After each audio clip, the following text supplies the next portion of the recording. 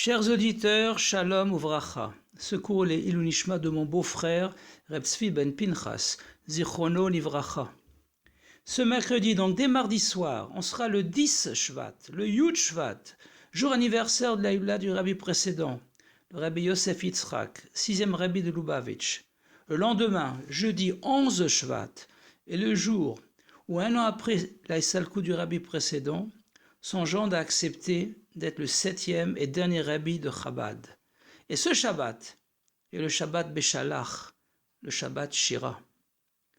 Après la paracha Bo, après les 3 dernières plaies, la sortie d'Égypte, la paracha Beshalach nous relate le récit du miracle du passage de la mer des Jonques, Kriyat Yam-Souf, désignée à tort par le nom de mer Rouge, qui, avec l'anéantissement de l'armée égyptienne qui poursuivait les Béné Israël, achève définitivement leur libération de l'esclavage en Égypte.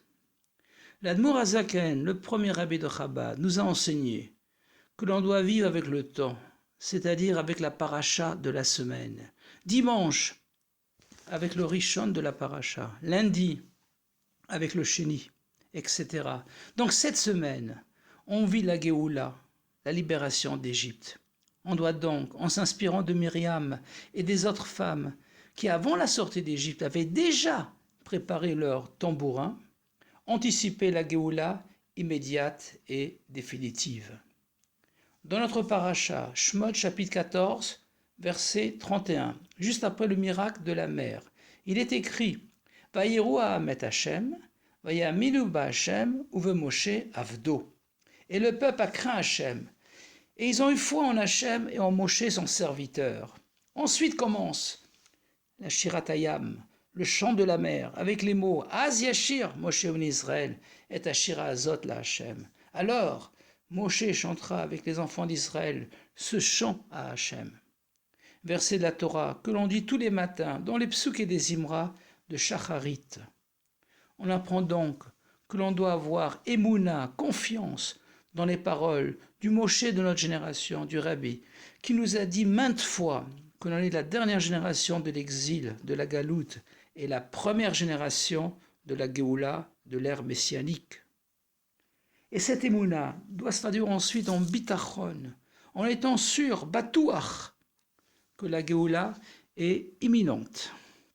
D'autre part, le mot Yashir est au singulier et indique le futur. Or, les Béné Israël étaient avec Moshe Rabbeinu des millions à chanter. Et comme le miracle de la mer a eu lieu en l'an 2448, il y a donc 3334 ans, la Torah aurait dû dire « Charou », ils ont chanté au pluriel et au passé.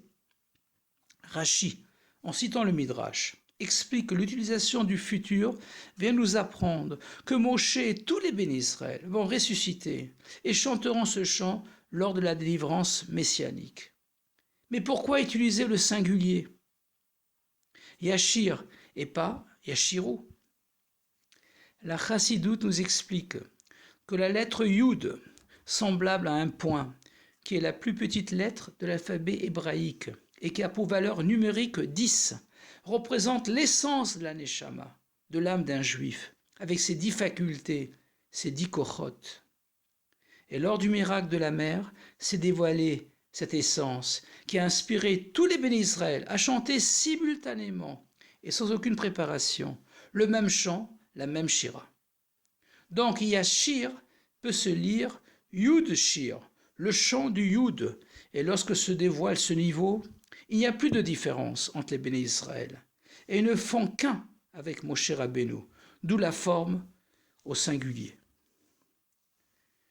Le rabbi est devenu officiellement le rabbi de Lubavitch le 11 Shvat, Tafshin Yud Aleph, en 5711, en 1951. Et comme il a dit lui-même dans une sikha, c'était le 11e jour du 11e mois, Shvat est le 11e mois à partir de Nissan, de la 11e année de l'arrivée du rabbi précédent aux États-Unis et du 8e centenaire. Or, le chiffre 11, Yud Aleph, qui est au-dessus de la perfection du chiffre 10, des 10 facultés de l'âme, représente le niveau de la couronne, de Keter, de la royauté, du roi Mashiach, du Melech HaMashiach. Et le nom même du mois Shvat est lié au mot Shevet, désignant le sceptre royal, comme il est écrit dans la paracha Vaïchi, Bereshit, chapitre 49, verset 10. Lo Yassur Shevet Yehuda, le sceptre royal ne quittera pas Yehuda.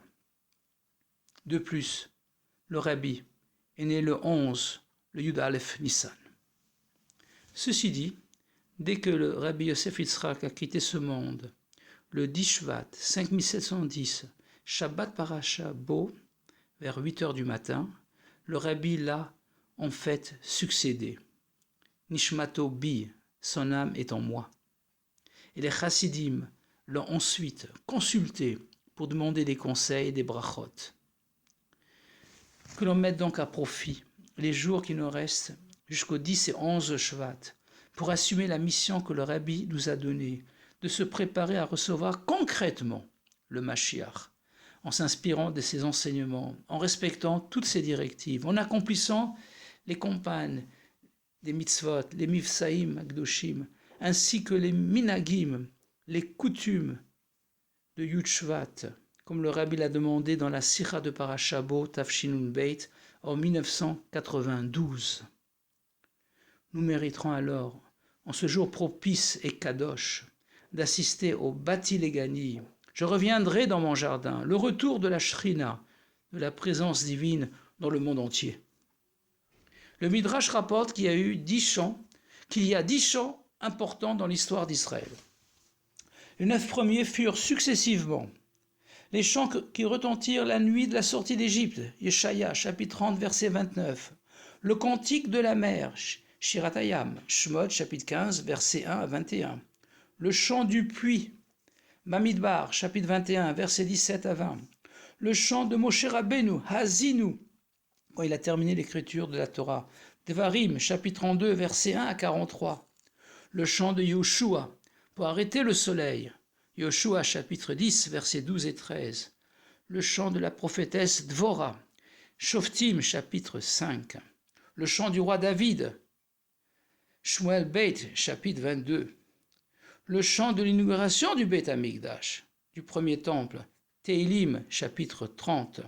Le Shir HaShirim. Le cantique des cantiques du roi Salomon, de Shlomo HaMelech.